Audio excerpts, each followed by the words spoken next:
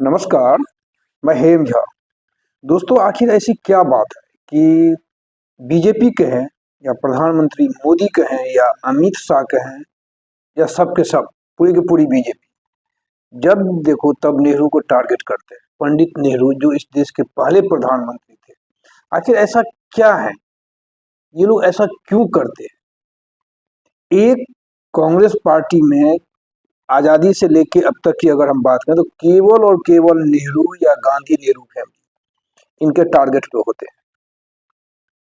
तो इसका तो एक रीजन तो ये लगता है कि चूंकि आजादी के बाद क्या है, जस्ट बाद नेहरू प्रधानमंत्री बने और 17 साल तक इस देश के प्रधानमंत्री रहे। तो चूंकि शासन में बने रहे तो एक वो टारगेट हो जाते हैं। उसके बाद भी उनके फैमिली यानी कि आगे इंदिरा गांधी, राजीव गांधी, बाद में फिर अभी भी सोनिया गांधी, राहुल गांधी। तो कहने का मतलब नेहरू की जो विरासत है वो उनकी परिवार यानी कि उनकी फैमिली ने उस विरासत को अब तक लेके चल रहे हैं। तो ये इनका एक सॉफ्ट टारगेट हो जाता है।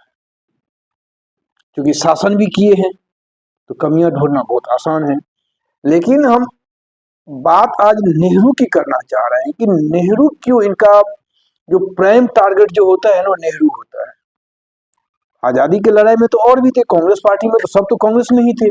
सरदार पटेल इनके टारगेट क्यों नहीं है? सरदार पटेल को तो ये अपनी विरासत समझ रहे हैं या विरासत बना रखे हैं, लेकिन थे तो वो भी कांग्रेस ही। वो टारगेट पे क्यों नहीं? डॉक्टर राजेंद्र प्रसाद टारगेट पे क्यों नहीं? भीमराव अंबेडकर टारगेट पे क्यों नहीं? यानी महात्मा गांधी हो ही नहीं सकता। कहने का मतलब वो सब इनके टारगेट पे नहीं है। क्यों कि अगर वहां ये टारगेट करते हैं ना तो फिर ये कहीं के नहीं रहते। तो इनका एक सॉफ्ट टारगेट है, एक सस्ती राजनीति है कि नेहरू को टारगेट करो। और टारगेट भी ऐसा है कि अर्ध सत्य कहें या झूठ कहें, सत्य तो होता ही नहीं है। और इनकी बातों को चलिए कुछ देर के लिए हम ये माने चलो ये दूसरे दल के नेता हैं, दूसरे दल हैं, तो ये सामने वालों को टारगेट करेंगे। लेकिन इस इनकी झूठ को या इनकी अर्ध सत्य को सामने में लाने का काम या इनकी झूठ को पर्दाफाश करने का काम किसका है? मीडिया का है।